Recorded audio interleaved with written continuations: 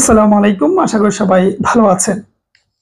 আজকে তিনটে বিষয় নিয়ে কথা বলবো, যে তিনটি বিষয় ইতিমধ্যে আপনাদেরকে হতাশায় ফেলে দিয়েছে।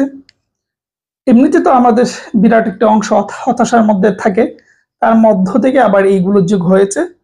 সার্বজনীন পেনশন উঠা, তারপর হলো বয়স। তো এই তিনটার মধ্যে সার্বজনীন পেনশন যে বিষয়, সেটা তো কার্যকর হয়ে যাবে, কিছু করার নেই। এই পেনশনের সুযোগ সুবিধা বা অসুবিধা এগুলো নিয়ে ইতিমধ্যে আমি ডিটেল কথা বলছি, যে এটা নিয়ে বেশি কিছু বলার নেই। আর যেহেতু এটা আমাদের হাতেও নয়, গভর্নমেন্টের একটা সিদ্ধান্ত, তো এটা নিয়ে আর বেশি কিছু বলার নেই। 2 নম্বরে আছে কোটা। আচ্ছা, কোটার জন্য প্রচুর মানুষ হতাশ হয়ে গিয়েছেন, প্রচুর মানুষ টেনশন করছেন, কিছু কিছু মানুষ নাকি পড়াশোনায় করবেন না এমন সিদ্ধান্ত নিয়েছেন। আচ্ছা, কোটা তো আগেও ছিল, নতুন কিছু কিন্তু নয়। তৃতীয় চতুর্থ শ্রেণীর জবের ক্ষেত্রে কোটা সবসময়ই ছিল, ছিল না শুধু মাঝে 2018-র পরে প্রথম শ্রেণী দ্বিতীয় শ্রেণীর ক্ষেত্রে, যেইটা এইবার যুগ হওয়ার কারণে বাড়তি টেনশন হয়েছে। তো যারা তৃতীয় চতুর্থ শ্রেণীতে আছেন বা এই সমস্ত জবগুলোর চেষ্টা করেন, তাদের তো নতুন করে টেনশন করার কিছু নেই। এগুলা মেনে নিয়েই পড়াশোনা করতে হবে, এবং এগুলা মেনে নিয়েই মানুষ জব করছে। কিন্তু প্রচুর মানুষ প্রতি বছরই জব হচ্ছে, সুতরাং আপনারও হবে। এটা নিয়ে বাড়তি কেন টেনশন করছেন? বাকি রইল প্রথম শ্রেণী এবং দ্বিতীয় শ্রেণী। আচ্ছা, কোটা না থাকলে তো নিঃসন্দেহে ভালো ছিল, এতে তো অতি উত্তম বিষয়। কোটার কারণে একটা প্রতিবন্ধকতা সৃষ্টি হবে, একটা বৈষম্য সৃষ্টি হবে, কোনো সন্দেহ নেই, আনডাউটলি। কিন্তু ওগুলা নিয়ে কি বসে থাকলে চলবে? আপনার হাতে যেটা নেই সেটা নিয়ে টেনশন করার তো কিছু নেই। এই প্রতিকূল অবস্থার মধ্য দিয়ে পড়াশোনা করেও অনেকের জব হচ্ছে, ইনশাল্লাহ আপনার হবে। আমি নিজে কিন্তু কোনো কোটাদারি নয়, আমার নিজের কোনো কোটা নেই। অনেকে ভুল বুঝবেন, এর আগে আমাকে গালাগালিও করেছেন যে আমার বুঝে অনেকে মনে করেন কোটা রয়েছে। না না, আমার নিজেও আপনাদের মতন, আমি সাধারণ।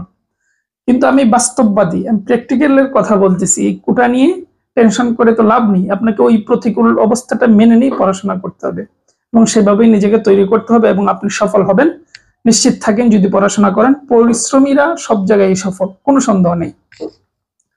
3 নম্বরে বয়স। আচ্ছা, বয়সের ক্ষেত্রে যাদের বয়স চলে গেছে, এটা আনডাউটলি বয়স ধাপে ধাপে, স্বাধীনতার পর থেকে ধাপে ধাপে সময়ের চাহিদা অনুসারে বয়স বাড়ানো হয়েছে।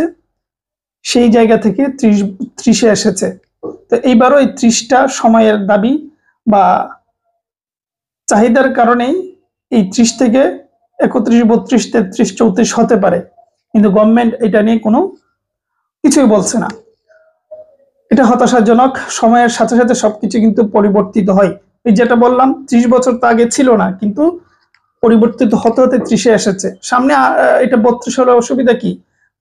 সময়ের পরিপ্রেক্ষিতে এটা চেঞ্জ হতেই পারে, ঠিক আছে? তো এটাও আমাদের হাতে নাই, কিন্তু তাই বলে কি বসে থাকবেন?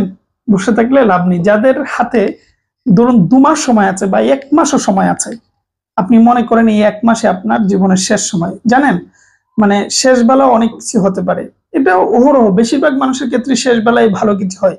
সুতরাং লাস্ট 1 মাসও আপনার জন্য অনেক গুরুত্বপূর্ণ। যদি একটা নিয়োগও পান, সেই একটা নিয়োগে অ্যাপ্লাই করে ওইটাতে জান প্রাণ দিয়ে সর্বোচ্চ চেষ্টা করেন, দেখবেন ওই শেষ সময়টি আপনার সুফল বয়ে আনবে।